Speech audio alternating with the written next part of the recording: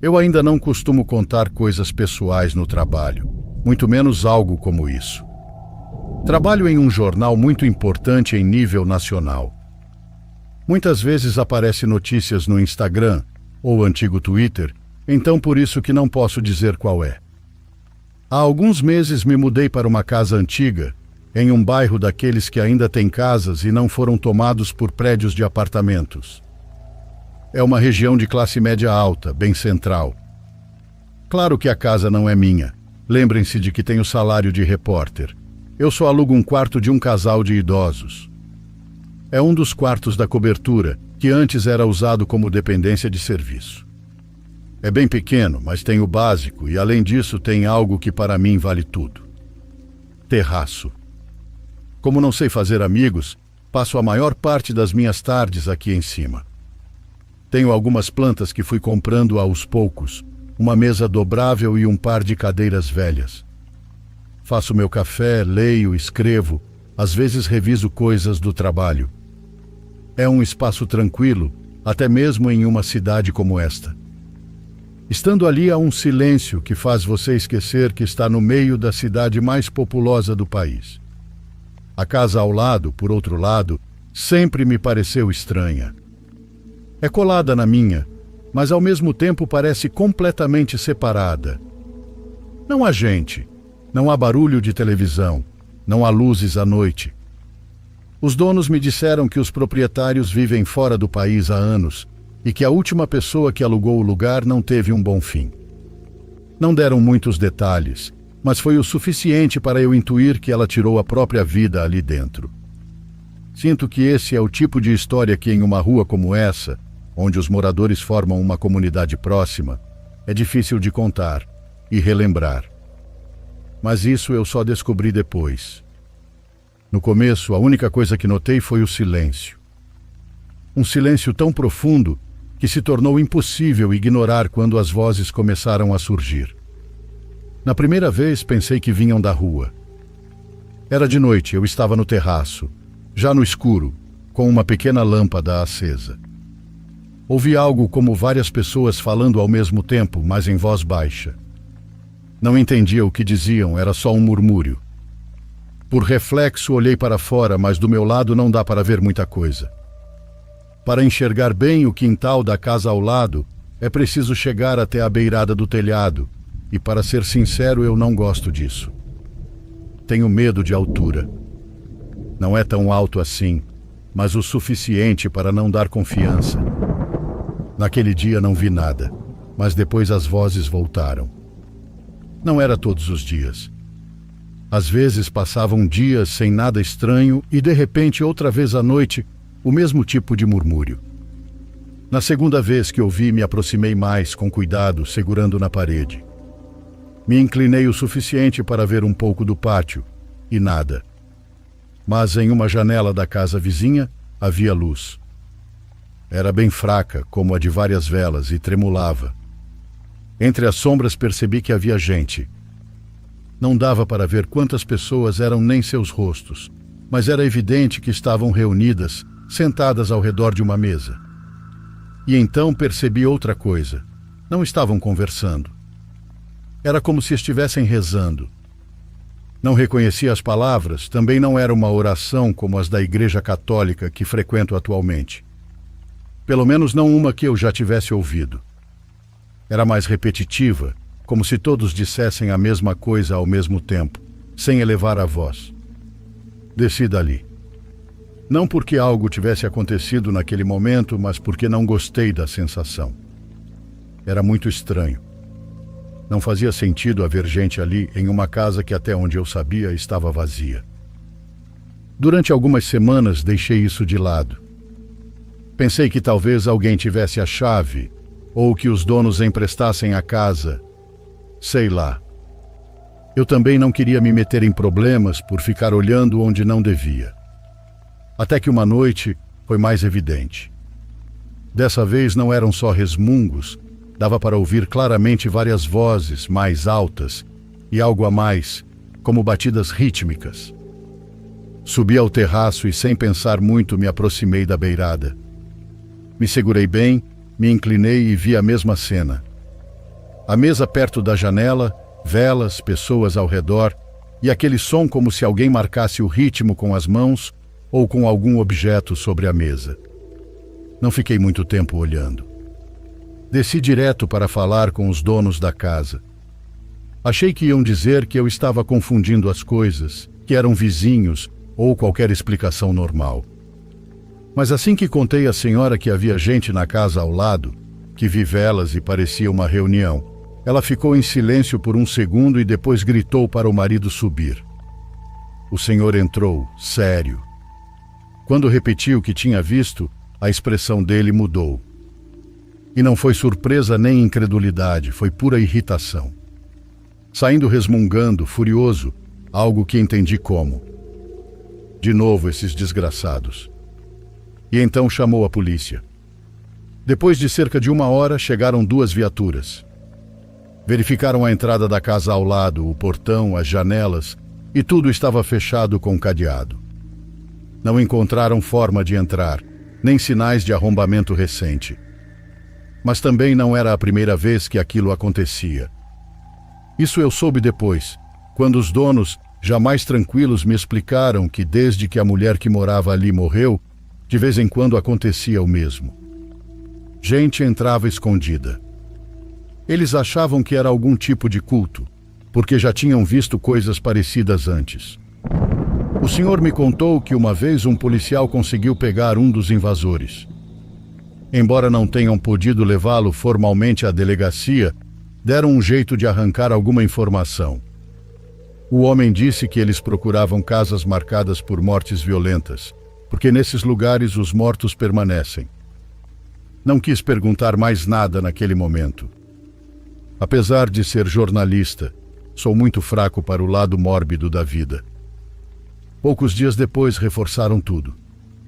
Colocaram correntes novas, mais cadeados, chegaram até a soldar uma parte do portão e trancaram todas as janelas, mesmo sem avisar os donos da casa. O lugar ficou completamente lacrado. E por um tempo, o silêncio voltou. Retomei minha rotina. Voltei a usar o terraço para ler e escrever. Tentava não pensar muito no que tinha ouvido antes. No trabalho, por acaso, comentei o caso com alguns colegas que gostam de histórias estranhas. Um deles disse que já tinha ouvido falar de pessoas que procuram lugares onde ocorreram mortes violentas ou suicídios e fazem rituais para entrar em contato com os mortos. Eles tentam trazê-los de volta, fazer perguntas, descobrir verdades que supostamente só eles conhecem por estarem do outro lado. Isso me deu mais medo do que tranquilidade. E então, uma noite, aconteceu de novo. Outra vez ouvi ruídos, mas mais baixos do que antes. Como se houvesse alguém ali, mas a única coisa que se ouvia era alguém batendo na mesa, marcando o ritmo. Subi. Dessa vez já não hesitei tanto. Me aproximei da beirada, mais com cuidado do que coragem, e olhei. A mesa ainda estava lá, mas não havia grupo. Havia apenas uma pessoa. Uma mulher sentada diante da mesa. De onde eu estava não conseguia ver seu rosto. Ela estava de costas para mim, levemente inclinada para a frente, como se estivesse escutando algo do outro lado. Não havia velas acesas dessa vez. Não havia luz, exceto a da rua, que mal entrava por cima do muro. E a mulher não se movia. Não sei quanto tempo fiquei olhando, mas quando finalmente reagi, desci, saí para a rua, dei a volta no quarteirão e parei em frente à casa ao lado. Os cadeados continuavam lá. As correntes também. Tudo exatamente como antes. Não havia como alguém ter entrado. Voltei para o meu quarto e não olhei mais naquela noite. Desde então continuo morando aqui. Ainda uso o terraço, embora menos à noite. E de vez em quando, principalmente quando tudo está em silêncio, volto a ouvir que há alguém na casa ao lado, mas nunca mais me atrevi a olhar. E no trabalho, um dos colegas com quem conversei me disse recentemente que esse tipo de grupo não fica muito tempo em um só lugar. Eles se movem. Estão sempre procurando novos espaços. Provavelmente já encontraram outra casa em outro bairro perto de outra pessoa. Eu não sei se tudo isso é verdade, mas se eles vão embora, deixam para trás os mortos que trouxeram de volta?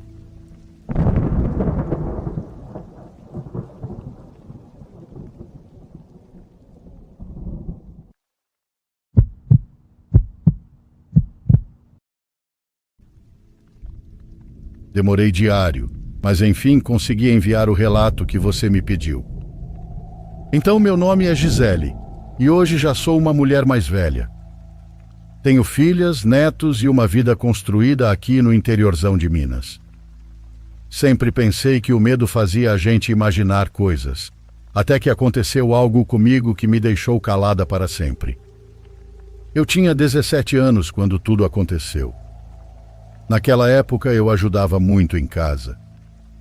Minha mãe era bastante rígida comigo e quase não me deixava sair. Não porque fosse ruim, mas porque eram outros tempos.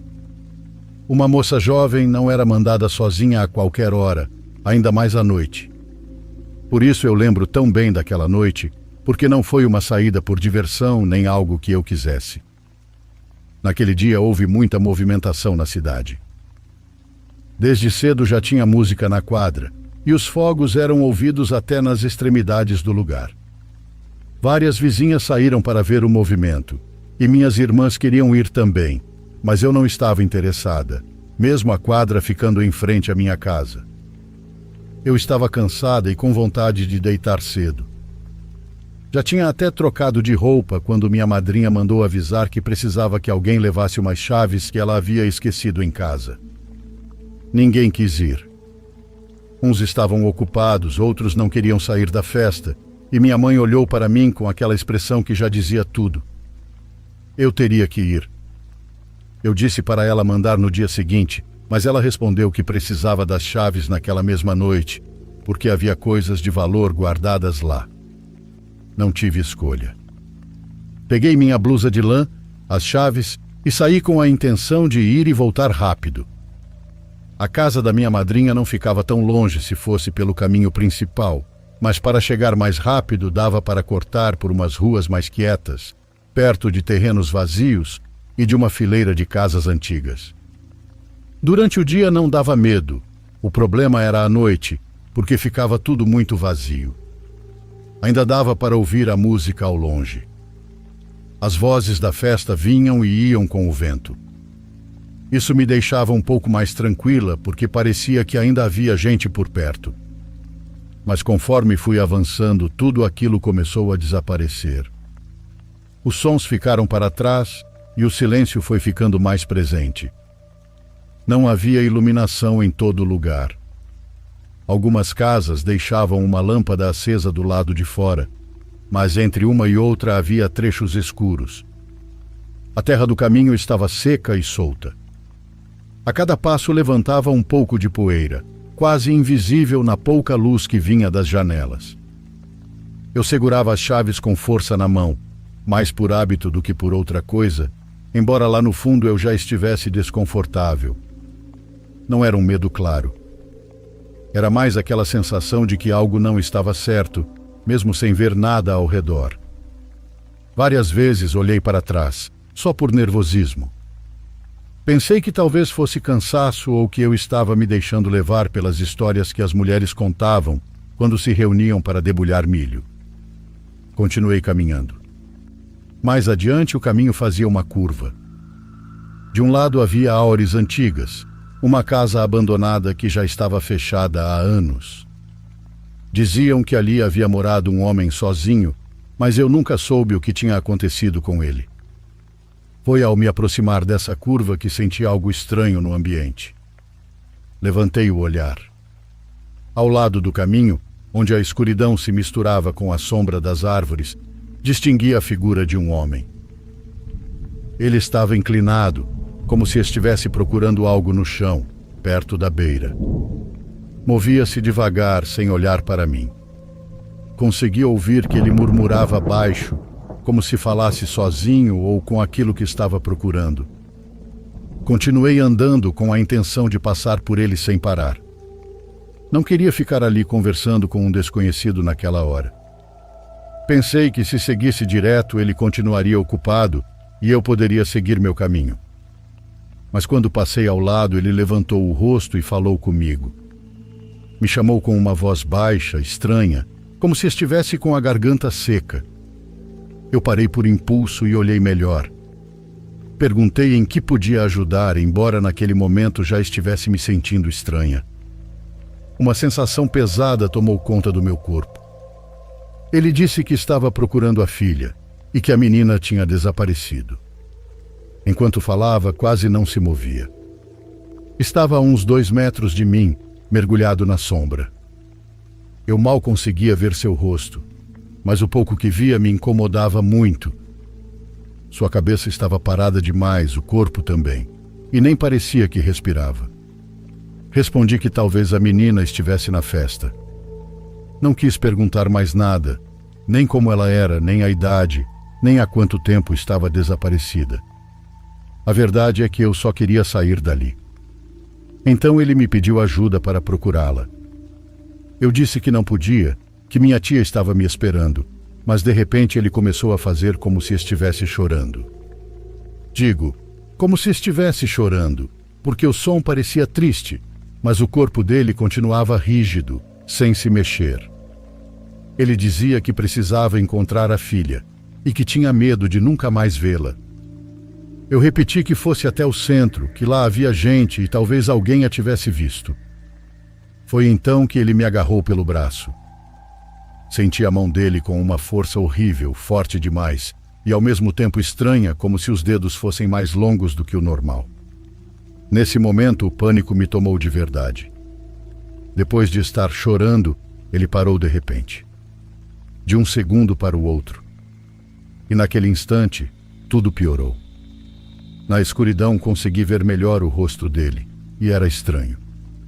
Não sei explicar direito, mas não era um rosto normal. Ele não me soltava, só dizia que eu o levasse até a festa. Eu tentei dizer que não, mas ele já estava me puxando pelo braço, repetindo que precisava encontrar a filha. Depois de alguns metros, percebi que ele nem sequer escutava o que eu dizia. Continuava agarrado a mim, repetindo as mesmas palavras como se eu não fosse uma pessoa, apenas algo que ele usava para chegar ao centro. Isso me fez reagir. Senti uma mistura de raiva, medo e desespero. Então puxei o braço com toda a força. Consegui me soltar de uma vez e recuei. Ele não reagiu como eu esperava. Não se irritou. Não tentou me atacar naquele momento. Foi pior. Ele começou a chorar de novo, mas agora de forma aberta, sem disfarçar. O choro deu para ouvir por todo o lugar. Era forte, doloroso, horrível. Parecia o lamento de alguém sendo consumido por dentro. Fiquei parada. Conseguia ver apenas sua silhueta, a uns 2 metros de mim. Não distinguia o rosto, só aquele corpo escuro, inclinado, soltando aquele choro assustador no meio da noite. Senti o peito apertar só de ouvir. Disse que não podia ajudá-lo, já com a voz tremendo, querendo acabar com aquilo de uma vez. Mas assim que terminei de falar, o homem se jogou no chão. Ele se atirou com força e começou a se contorcer de um jeito muito estranho. O choro parou completamente. Tudo ficou em silêncio. O único som era o corpo dele batendo contra o chão. Eu não sabia o que fazer. Por um momento pensei que ele realmente estivesse doente, que talvez estivesse passando mal de verdade e que, apesar do medo, eu não podia simplesmente ir embora. Mas, ao mesmo tempo, algo dentro de mim dizia que aquilo não era normal. Nem o jeito dele falar, nem a força com que me segurou, nem aquela forma de se jogar no chão e se contorcer sem fazer nenhum som. Disse a mim mesma que aquilo não era problema meu. Me senti mal por pensar assim. Até hoje lembro disso. Mas o medo falou mais alto. Virei para ir embora o mais rápido possível. Já não queria ver mais nada, nem entender o que estava acontecendo. Mas não dei nem um passo direito quando senti um puxão brutal no cabelo. Perdi o ar. Logo em seguida, algo apertou meu braço de novo, com uma força ainda pior do que antes. Virei como pude, e era ele. O mesmo homem. Só que agora ele parecia diferente.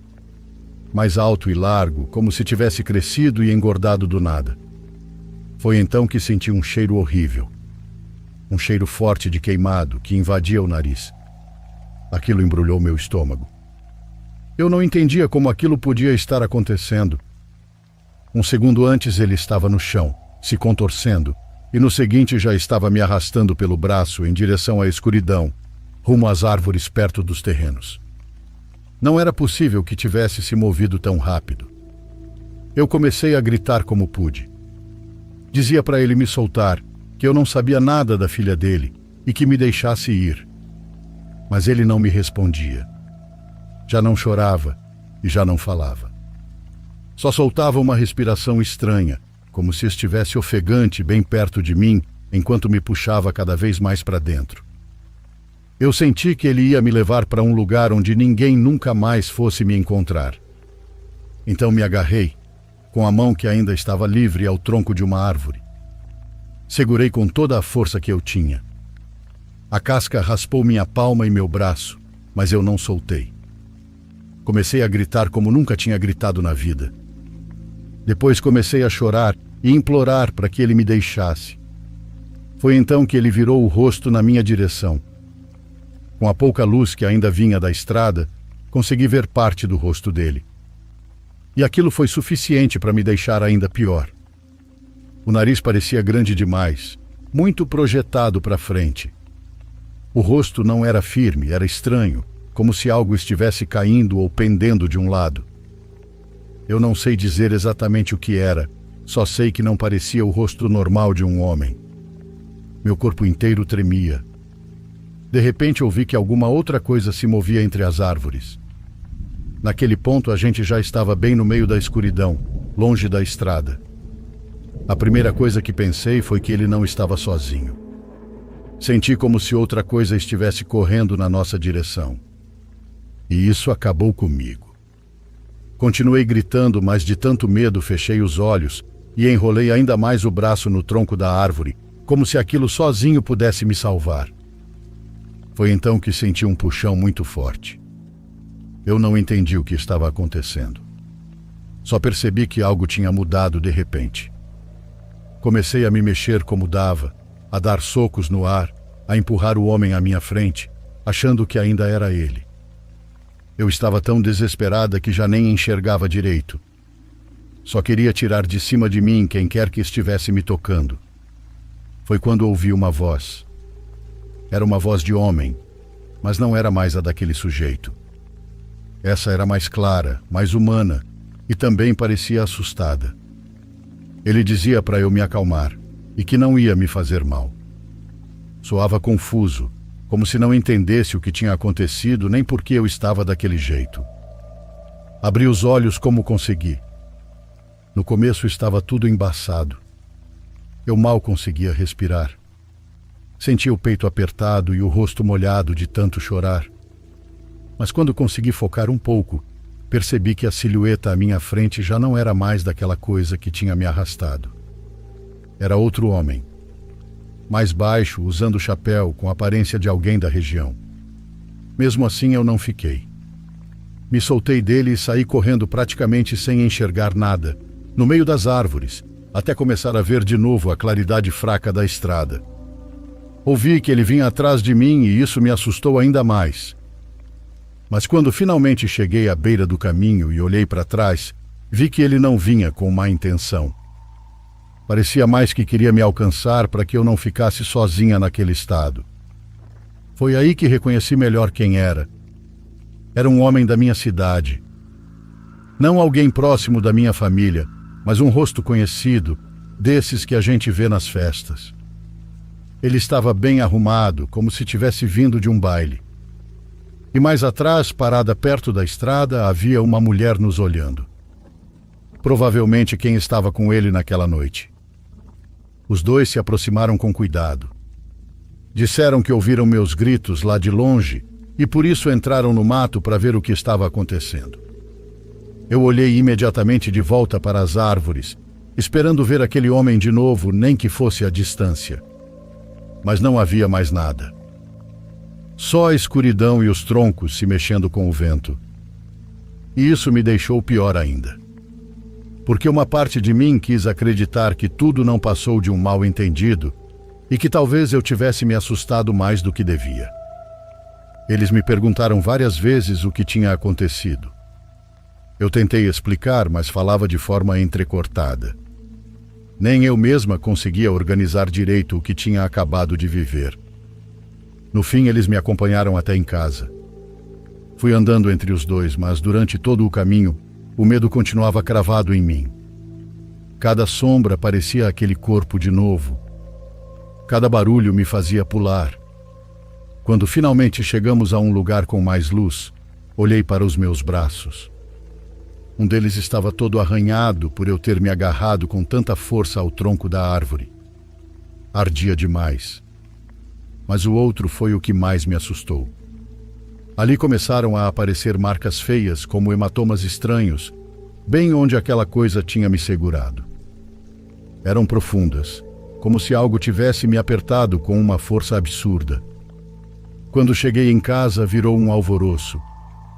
Minha família saiu ao me ver naquele estado. Eu queria que tudo fosse tratado com discrição, mas isso nunca acontece em cidade pequena. No dia seguinte já tinha gente sabendo. Alguns não acreditaram em mim. Disseram que eu devia ter saído escondida com algum homem e inventado tudo para não levar bronca. Mas também teve gente, principalmente os mais velhos, que ao ouvir como descrevi o choro, o cheiro e o rosto que vi, ficou muito sério. Eles disseram que existem coisas nas estradas que às vezes aparecem pedindo ajuda, que apelam para nossa compaixão. Se aproximam com uma história triste e quando você deixa, já não sabe mais com o que está lidando. Alguns falaram de uma força ruim, de algo sombrio. Outros preferiram nem dar nome. Eu até hoje não sei o que vi naquela noite.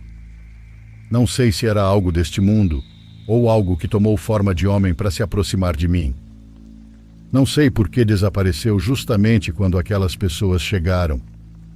A única coisa que eu sei é que depois daquela noite, nunca mais voltei a andar sozinha por aquele caminho. E também nunca mais ri de quem diz que no interior existem presenças que não são humanas. Sinceramente, eu só espero nunca mais passar por algo parecido. Se você está gostando dessas experiências, não esqueça de se inscrever no canal. Isso ajuda muito a gente a continuar crescendo. Obrigado por todo o apoio. E agora, continuamos.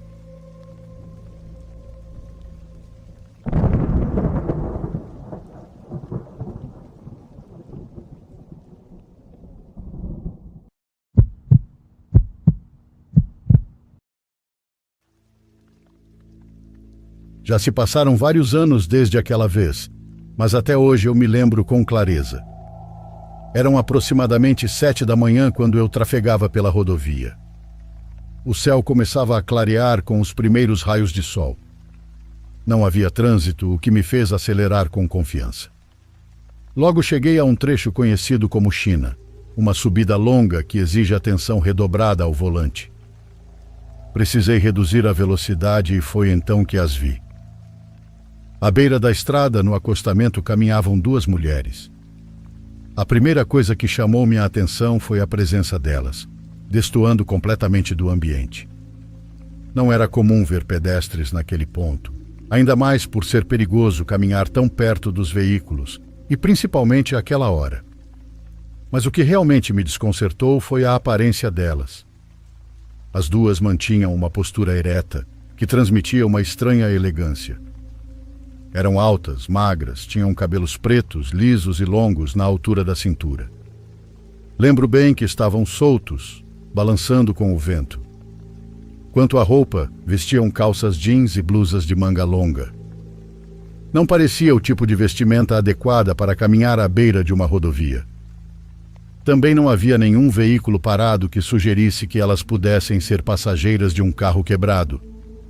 Havia simplesmente algo nelas que causava um mau pressentimento. À medida que me aproximava, reduzia ainda mais a velocidade, observando com atenção. Dentro de mim eu esperava que dissessem algo, ou ao menos ouvir alguma reclamação sobre a situação em que estavam. Mas não. Elas não conversavam entre si. Não olhavam ao redor. Nem sequer pareciam notar a passagem dos veículos. Apenas caminhavam juntas, em um ritmo constante e perfeitamente sincronizado. Por um instante pensei em parar mais à frente e perguntar se precisavam de ajuda. Mas algo dentro de mim me fez ultrapassá-las e seguir adiante, sem sequer querer olhar para trás. Continuei meu caminho tentando deixar para trás aquelas mulheres e a sensação estranha que haviam provocado. Cerca de 3 quilômetros depois, decidi parar em um pequeno posto de gasolina para abastecer. Ao chegar, estacionei e abaixei levemente a janela para ser atendido.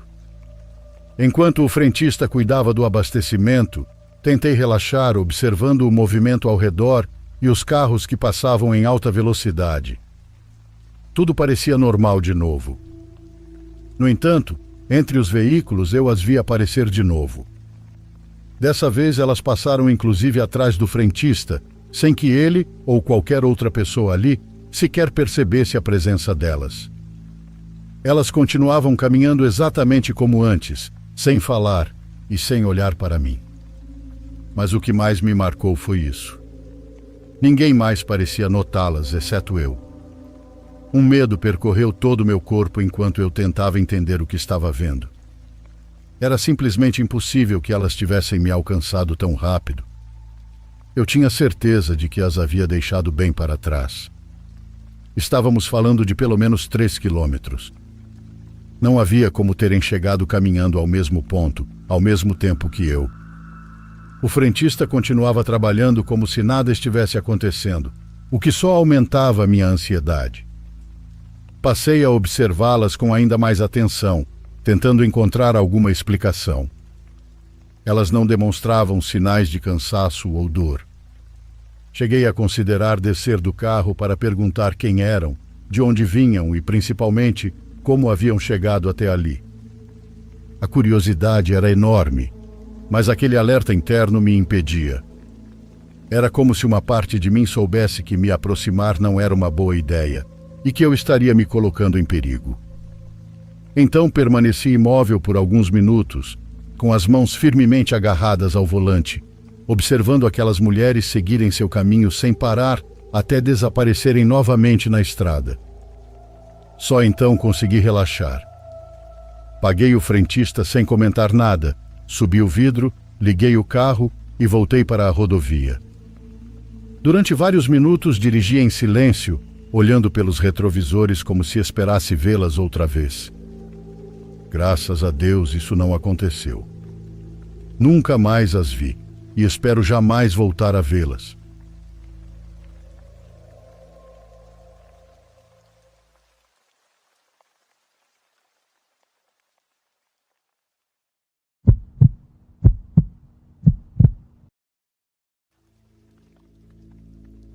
Eu já estava dirigindo havia 6 horas quando finalmente saí da rodovia, nos arredores de uma cidade chamada Denton.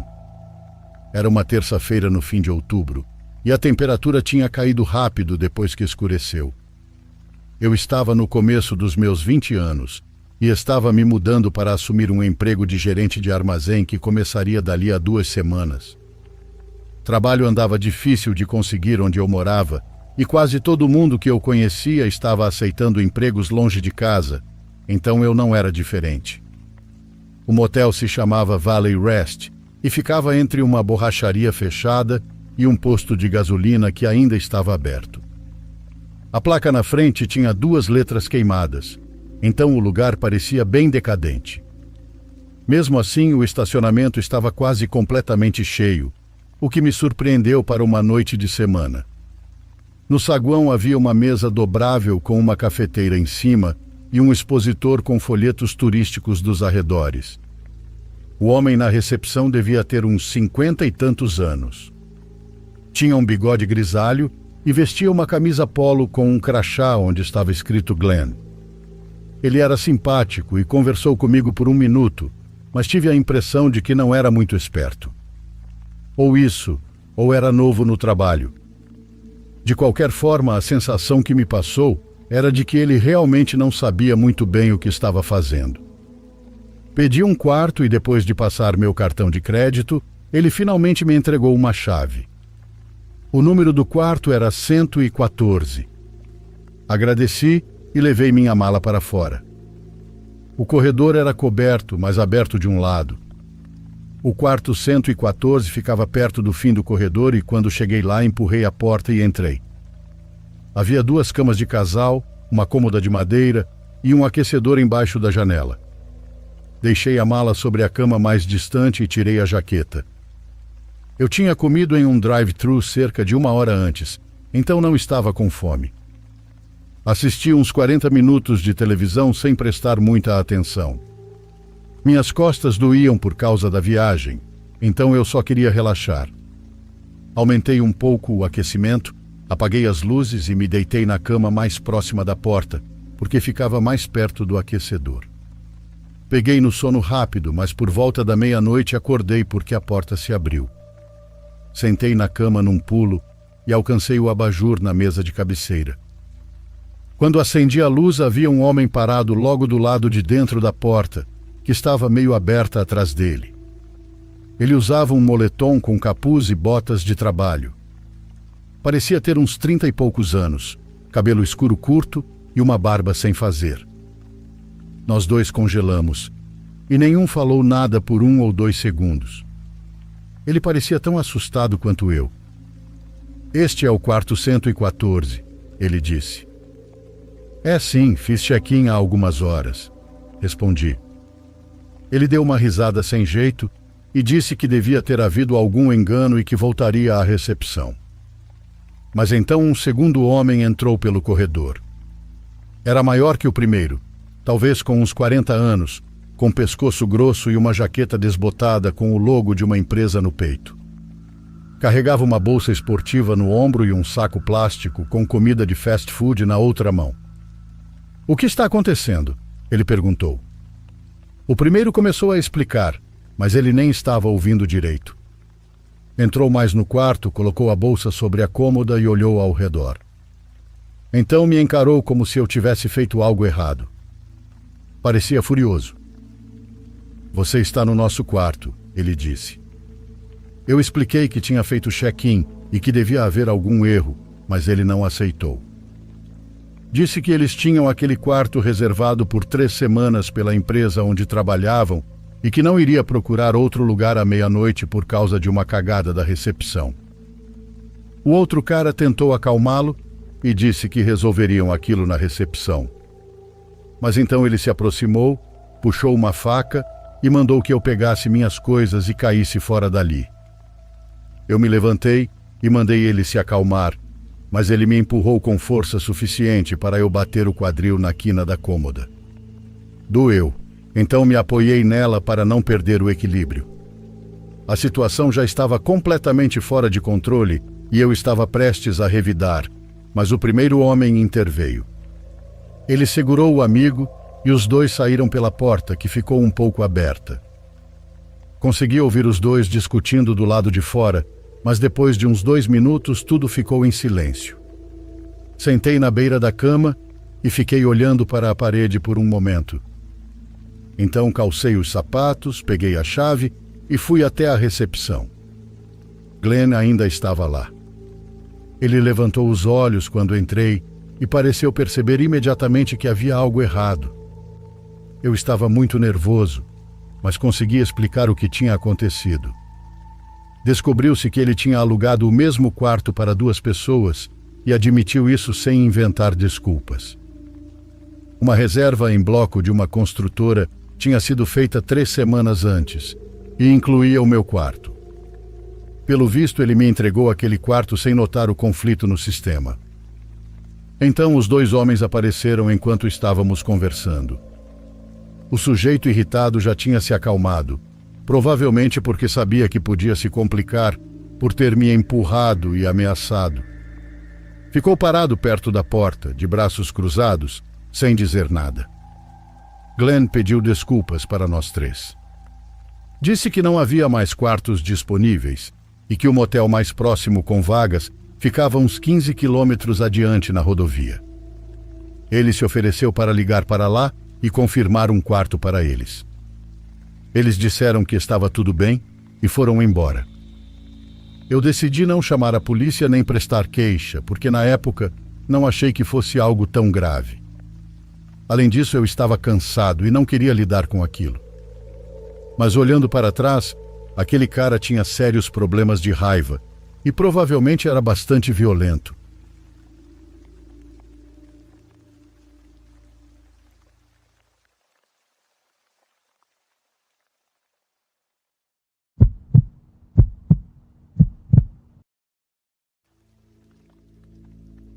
Olá, pessoal. Aqui é a Elisângela. Percebi pelos comentários que algumas pessoas não acreditaram na última história que contei, e sabe, isso é triste. Mas talvez só vendo acreditem. Enfim, se fosse mentira, não iria tirar um tempo para contar só uma história. Hoje contarei o que meu pai e seus irmãos me contaram. Naquela noite tinha uma festa na comunidade, e nesse dia meu pai, juntamente com um irmão dele, não foram. Mas o restante dos irmãos e primos foram juntos naquela festa à noite. Depois de altas horas, meu pai combinou com seu irmão que, já que só os pais e eles dois estavam em casa, iriam à beira da estrada, no barranco, se esconder para assustar. Assim, meu pai e o outro irmão foram juntos. O irmão se escondeu em um capinzal atrás de algumas moitas, e meu pai desceu mais para baixo, na beirada de um matagal. Assim eles se comunicavam, pois não estavam muito longe um do outro, e também poderiam perceber juntos quando os primos e irmãos estivessem voltando.